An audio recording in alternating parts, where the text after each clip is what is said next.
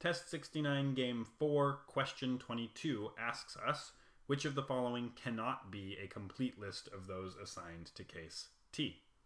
So we're going to bring up our limited options. We've done a problem like this before. We're basically just going to go through one at a time and try and make each of these the complete list for case T. Starting with A, we know right off the bat that we can't be looking at our first scenario because there's already a K there. So we got to come over here and look at this scenario.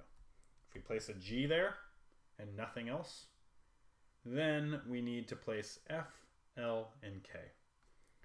G's alone, so F better be with somebody, and it can't go in R anyways. So F can go right there. L and K are left, and they're both floaters. They could go pretty much anywhere. You can put one of them here and one of them here. This seems to have worked just fine. That's not what we're looking for. Answer choice B.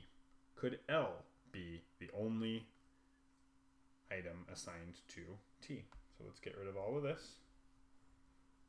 and place an L over here, because again, we can't use this first option here. If we have an L there, we need to place F, G, and K. Well, we need F or G to be alone, so we better put G over here. And that leaves us with F and K in the center, and that's just fine. Next, G and K. This time we can use this option over here. So what if we plug a G in right there? We make F our lonely guy, and we plug an L right there. No problem.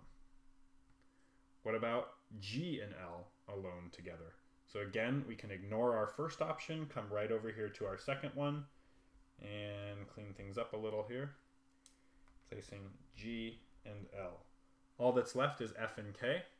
We need F to be alone, but it can't be alone in the only spot available.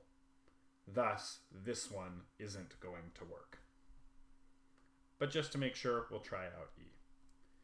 Answer choice E, we can use our first scenario here. Plug an L there and a G there, and it's very straightforward that it works. So D is indeed the correct answer.